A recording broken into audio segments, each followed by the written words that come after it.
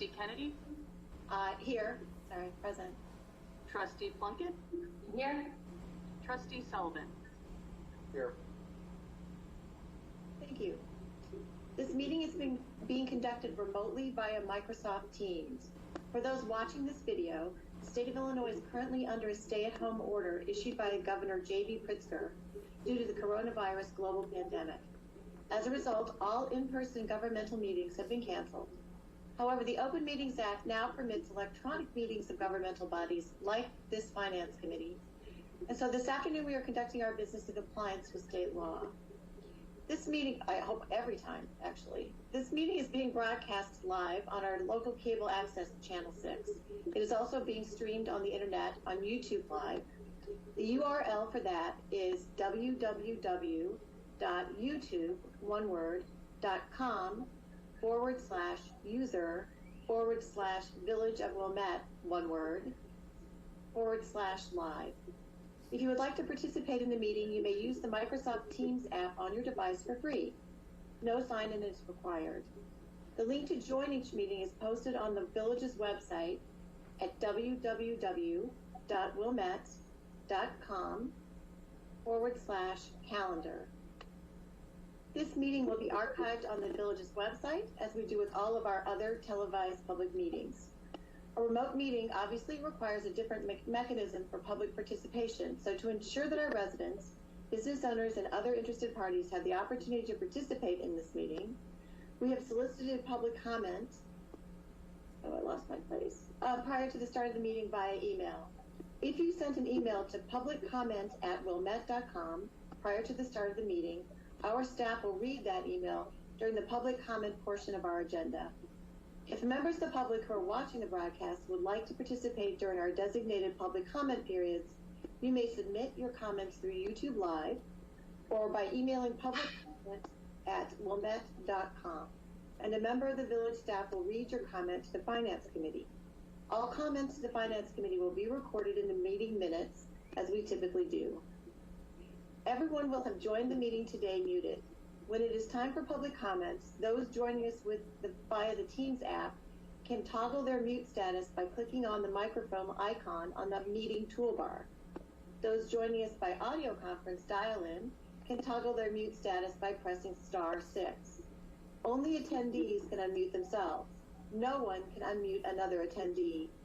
Just a reminder, written public comments can be provided by emailing publiccomment@wilmette.com or through Village's YouTube live stream. Before this meeting, the Finance Committee received a packet of agenda materials. These materials are also posted on wilmette.com, so residents and other interested parties can review this very same materials the Finance Committee members have received. This week's packet contained the agenda, minutes of the last Finance Committee of the Village Board, the 2019 Comprehensive Annual Financial Report, management letter, and 2009 single audits. So, onward. At this point, the first item on our agenda after the call to order is the approval of the minutes. Is there a motion to approve the minutes of the meeting of June 21st, 2019? Yes, I think there's a typo in the minutes. Okay. It talks in heading 3, it says discussion of the 2017 Comprehensive Annual Finance Report. You're right. Good. And then in that same paragraph, it also talks about the 2017 audit. So is there a motion to amend the minutes to correct that 2017 references to 2018? So moved. Second? Second. All in favor? Oh, wait, we do have to do a roll call, don't we? We do. Okay, Melinda, would you do the roll call, please? Trustee Kennedy? Aye. Trustee Plunkett? Aye. Trustee Sullivan? Aye. Is there then a motion to approve the amended minutes? So moved. Thank you. Second? Second. Thank you. Melinda, you want to call the roll again? Yes, I will. Trustee Kennedy? Aye. Trustee Plunkett? Aye. Trustee Sullivan? Aye. Thank you. And thank you, Trustee Plunkett, for your good catch.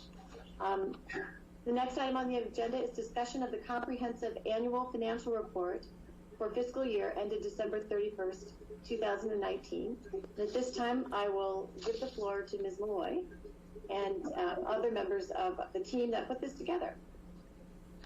Great, thank you, Trustee Kennedy. So the material in front of you was the actual comprehensive report. You also had the single audit. You have the management letter. You have the SAS reporting as well. And what I'm going to do right now is I'm going to share my screen. And we have Jamie Wilkie, who is a partner with Lauterbach and Amen. And she is going to start walking through the presentation as soon as we can get this pulled up.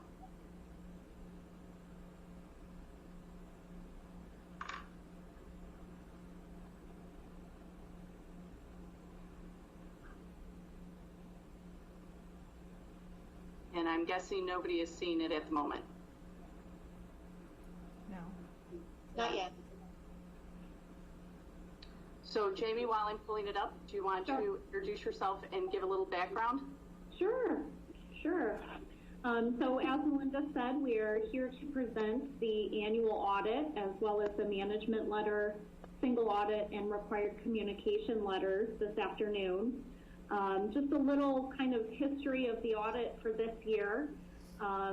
Certainly I want to give thanks to the finance department. An audit is a tough process to get through, usually 6 months from start to finish, but doing it in the middle of a pandemic obviously led to some creative testing and communication back and forth with the finance team. So I think number one, to be able to get through that process on time and have all of the documents coming to you in accordance with filing requirements.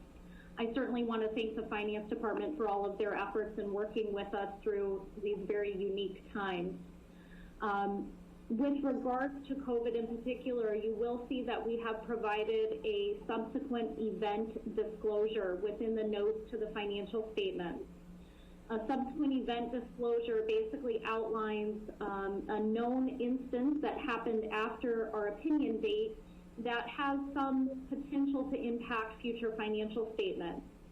That disclosure related to COVID-19, we really can't quantify yet the impact, obviously. We don't quite have that magic crystal ball, but we do want to make sure that there is at least disclosure acknowledging that the event exists.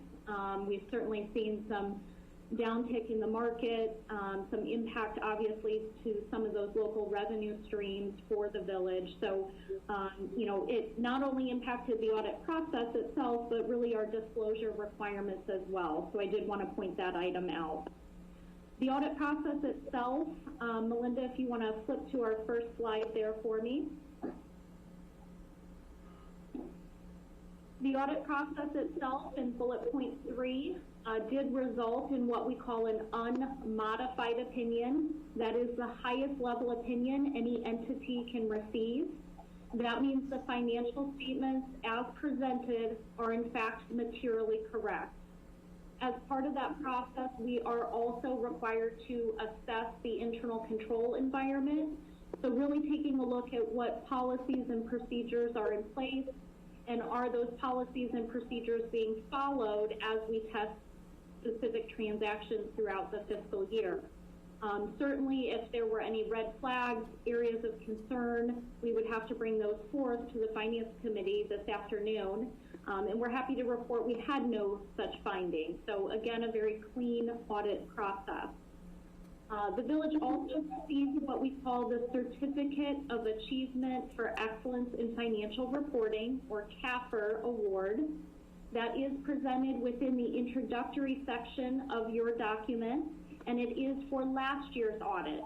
That is another third-party independent review of the annual audit, and is really the highest level of reporting that any government entity can have.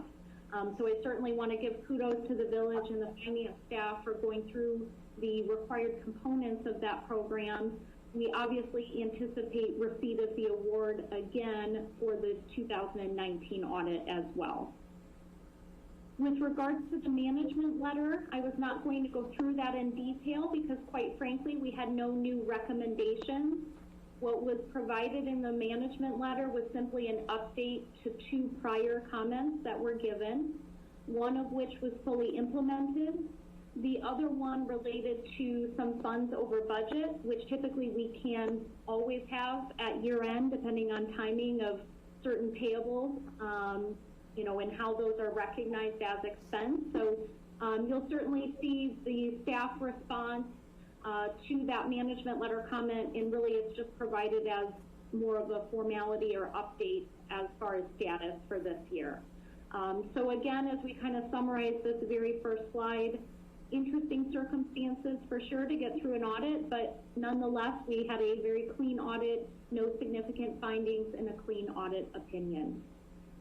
Melinda, if you can flip to the next slide for me. I did want to point out that Certificate of Achievement Award or CAFR Award is presented on page 10 of the Comprehensive Annual Financial Report. And again, you'll see this is for last year's audit, and we will again be submitting this year's audit to the program. Next slide, Melinda. The audit opinion, as I referenced, was a clean or unmodified opinion. You will find that on pages 11 through 13 of the CAFR document. And again, it was issued unmodified, meaning that the financial statements as presented are in fact materially correct. Next slide, please. Management's discussion and analysis. This section is provided on pages 14 through 30 of the document. This is really intended to be the executive summary to the report. It's a very large document, over 200 pages, I believe, for the village. And so the intent here is really to summarize all of that high-level transactional information and really focus on some high-level trends that you can kind of walk away from as you go through the financial statement. So this slide here is really the first page of management's discussion and analysis, highlighting some of those key financial highlights. And I just want to touch base on the very first bullet point, and then we'll kind of take a look at a couple of graphical slides that I think will explain some of the other bullet points that are provided. This year, we were required to implement a new standard. Gatsby is our standard setting authority for any government entity, and they recently issued what we call Gatsby 84. Gatsby 84 required us to take a look at the village's fiduciary type activities or fiduciary funds. And so in particular, the village's foreign fire insurance fund had to be analyzed, and the requirements of Gatsby 84 required that we actually brought that fund into the village's financials as a special revenue fund. Just a side note, this fund has always been reported in the CAFR, but we've treated it as a fiduciary fund versus a special revenue fund. So that's really where the first bullet point related to restating the financial statements is coming from, is bringing that fund in as a more direct reporting fund of the village. You'll see some other high-level results that are bullet pointed in that first slide of our MD&A discussion. I wasn't going to go through those in detail because if I have Melinda flip one more slide, we'll be able to kind of see it in a more graphical way, which I think will be easier to interpret. So 2 slides that are provided, or 2 graphs here. The first is covering net position. Net position is really total equity for the village as a whole. So as we take into account all transactions that happen in all of the reporting funds of the village, we are required once a year for audit purposes to compile all of that into a simple 2-page financial statement that provides a balance sheet and an income statement for all activity of the village. So net position really is total equity or total value of the village as a whole. And you'll see our first graph providing the last 3 years historical information. And you'll see in comparison to last year, 2018, net position or overall equity of the village did improve from about 36.6 million to about 41 million. So an overall positive result for this year as we take a look at all of those transactions. The right chart provides the general fund. The general fund obviously is important because it's the primary operating fund of the village. And when we take a look at the general fund, one of our key targets here is taking a look at unassigned fund balance. Unassigned fund balance is really fund balance that is available for future spending. There's no restrictions on that balance. And typically we take a look at that in relationship to operating expenditures. So what is your reserve balance, if that makes sense? Here you'll see the picture that incrementally improving for the last 3 years. And certainly in light of COVID puts the village in a much better operating position to be able to respond to that COVID impact when we've gone from fund balance of about 11.4 million in 2017 all the way up to about 14.5 million as of December 31st of 2019. So I think these are two nice kind of graphical depictions of really high level results for the fiscal year. Melinda, if I can get you to switch to our next slide. We also wanted to provide just some general revenue and expense breakdown. So as we take a look at the non-enterprise funds of the village, what are our typical revenue streams coming in? And you'll see there's actually a fairly diverse revenue base on the left-hand side of that screen.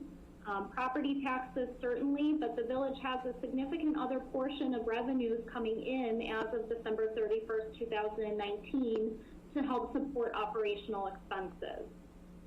Those expenses are provided on the right side of that screen, and obviously no surprise for any municipality. Public safety and health tends to be our largest cost contributor on the expense side, and typically followed up by streets or public works, that type of function. So this is really what we consistently see across all of our municipal clients, really the bulk of that, as I said, going into public safety and public works types of expenditures. Next slide, please, Melinda. So when we talked about net position, I said it does include all transactions of the village, and that number, the 41 million that we discussed, would in fact include all of the pension-related activity for the village as well. So you have 3 pension funds that are contributed to that ultimately, as the employer, the village is required to report on its books a net pension liability each year. That net pension liability reflects the actuarially determined total liability less any assets that the village has already set aside for those pension plans to get us what we call our net pension liability. That also equates into, in theory, a percent funded. So how far along are you in funding that total liability, or how much you have already set aside in assets? Gatsby requires a little bit of a unique calculation of that number, and I have disclosed for you the last 3 fiscal years straight out of your audit. So if you take a look, IMRF from 2017 to 2019 went from about 99% funded down to 86% funded, back up to 95% funded. What happens here is really the impact of the market. So you can tell very quickly which years had positive returns and which years had negative returns based on our percent funded. So just a reminder that Gatsby requires that we basically immediately recognize the impact of that market. When you go through your actuarial valuation process to determine funding requirements for your plans, the actuaries involved there actually will smooth that impact, typically over a 5-year period. So that's really why you're seeing a little bit more volatility in these numbers than if you were to compare them to the actuarial valuations that are conducted for each 3 of the pension plans. You'll see a similar story with police and fire. So 2017 went from 70% funded down to 60% funded and back up to about 68% funded. Fire, similar story here, 65% down to 56% in 2018 and back up again to 65%. So we really just wanted to highlight, all 3 of the plans are well on their way to funding requirements. Just a reminder, current state statute says these 3 plans have to be 90% funded by the year 2040. So you can see IMRF has already met that requirement, and certainly police and fire are well on their way by the time we get to the year 2040. Okay? Next slide, please, Melinda. The last section of the document, I just wanted to point out, I think there's a lot of good information at the very back of the report that is provided on pages 182 to 207 of the CAFR document, and encompasses what we call our statistical section. This is really where you will find all kinds of 10-year trend information, and you'll see 5 categories that are covered within that section of the document. The first set of schedules will cover financial trends for the last 10 years. It then moves into revenue trends and capacity, so really focusing on, for example, property taxes and all related key figures for property taxes. Overall debt capacity for the last 10 years, and then you'll see pages referencing demographic and economic information, as well as operating indicators for the last 10 fiscal years. So I do always like to point out this section to our boards. There really is a wealth of information at the report, especially if you're looking for some of that historical reference or data points as comparison to what the current fiscal year might look like. And I think, Melinda, that takes us to our last slide then. Really just opening it up for any questions that the Finance Committee might have, or Melinda, if you have any other commentary as well. So, Jamie, thanks, and thanks for that presentation. I had asked that she put something together this way, because as we meet in this remote sort of format, when we've been face-to-face, we've been able to pull the CAFR apart and kind of go through some of these pages together. So I thought this was a great way to take a look at the results. I don't think these results should be a surprise to folks, because we've been talking about the positive year end for 2019 when we've met earlier. So really in those monthly report meetings that we've had, that's why you see the results that we have right now. I also had asked Jamie to highlight what is going on with the pension systems. And the reason is, as we have had our discussions over time, I just want to make sure that people can think about the fact that the way that the pensions are looked at in our CAFR is going to be different than the actuary reports that you saw about a month ago. And it's going to be, again, different when you see the results that come from Moody's in terms of their rating. So all of these different avenues are looking at our pension system slightly differently. But the one takeaway that I hope that you have is the steps that the board has taken is going to result in a reduction in our unfunded liability. So as we go through the matrix in each of these 3 different components, you will see a trend over time that the pension system's unfunded liability number is going to continue to improve. It's going to be at different rates and at different levels depending on which source you're looking at, but the overall trend will continue to be positive. And with that, I will open it up to questions.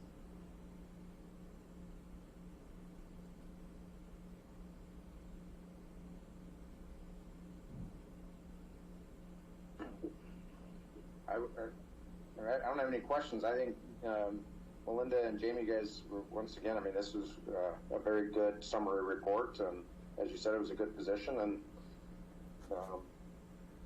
very, very understandable. Thank you. I would second that. It's very impressive. I agree. I have a quick question, Melinda, and we're talking about pensions, and we talked about how the state, the current requirement is 90% by 2040, and I think that we had, when we had, increased our pension funding and our goal was at 80%, how would that be reflected in the different, I don't know, like in the CAFR versus the actuary reports versus Moody's report? My understanding is Moody's was looking for something like we were doing. So Okay, I think I understand the question that you're asking. So one of the things I wanted to clarify is the funding method that we have adopted, it actually has a 100% goal to it. The 15-year rolling amortization by definition means that you will never be 100% funded. What it will lead us to is something closer to an 80% funded level, which is what our actuary, Foster & Foster, brought back to us as a preferred way to have a healthy funded pension system. Now, when we had those discussions, there was the question raised, at some point in time, though, as we get closer to 2040, if the state does not move that end goal back, what does that mean for us? And I think that's something that we would need to address later on. But the feeling is that at some point the state is going to move that target date back. So we know that they've already done it for the city of Chicago. They moved it from 2040 to 2050. There are a variety of ideas that are out there in terms of the funding requirements that they might put in place. So it is not necessarily an issue that we have right now. It is something that Moody's raised, so we had a similar discussion with them.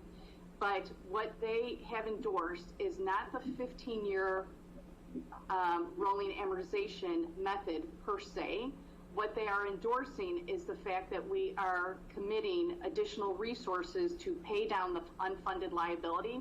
And they know the method that we have undertaken necessarily will mean that the burden on future taxpayers will come down, because we are not allowing that unfunded liability to grow to such a level that our tax, property tax commitment or other revenues that we decide to commit to that will grow to such a level that it will crowd out our ability to address other operation needs. What we are going to be doing is, we know in the short term we're going to increase, but again, our unfunded liability is going to come down, and it will allow us to bring down then potentially the amount that we will need to fund the pension systems in a responsible way. Melinda, why is it that the state is requiring 90% if actuaries are telling us 80? Do you want me to answer, Melinda? I will absolutely allow you to take that one. Yeah, so that's a great question, because the 90% funded and actually the methodology that the state uses per statute is also something that most private actuaries don't employ as part of their calculation. So most actuaries, I think, are always going to take a much more conservative approach to say our target should be 100% when we're looking at the conservative nature of what an employer needs to put into the plan. So I think that is really just a fundamental difference. The state's just trying to improve overall funded status for the statewide plans. You know, the actuary is really working with you directly to say what's the most conservative kind of funding methodology, if that makes sense. So I think that's where you see the disconnect. I don't necessarily disagree with the 90%, and back to Melinda's comment of targeting 80%, because 2040 is no magic number. It's just a number that the state picked to say we should be 90% at that point in time. But in reality, your pension fund is still going to exist in 2040, most likely. So there's never a need necessarily in the government pension world to be 100% funded. The anticipation is that pension fund's going to continue to exist down the road. So I actually think 90% funded isn't necessarily a bad assumption, if that makes sense, on the state's part. Okay, thank you. Yeah. And then I will just one slight comment to that. In the actuary reports that we receive, there is a calculation that shows if we follow the state's method, what would our funding requirement be? And not only does the state have the 90% by 2040, but the method that they use to allow you to get to that, it's called projected unit credit. But I think you've heard us talk before. It's a hockey stick, and it allows you to, the employer share is going to be lower over time, and it's going to escalate very quickly towards the end. In that calculation, what you will see is that if the village followed that method, it would require us to contribute less right now, but what it really means is as you get closer to 2040, your requirements are, like I said, are going to escalate, and it's going to be severe and significant in those last 10 years, what you would need to contribute.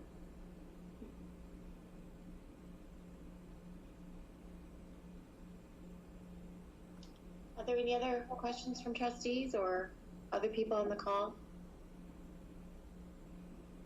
In that case, Mr. Holgren, have there been any public comments?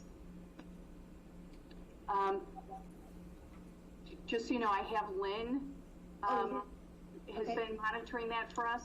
Sorry, Lynn, have we received any public comments? There are no public comments on YouTube Live, and there are no public comments via email. Is there anyone who has dialed in or is watching who would like to make a public comment at this time?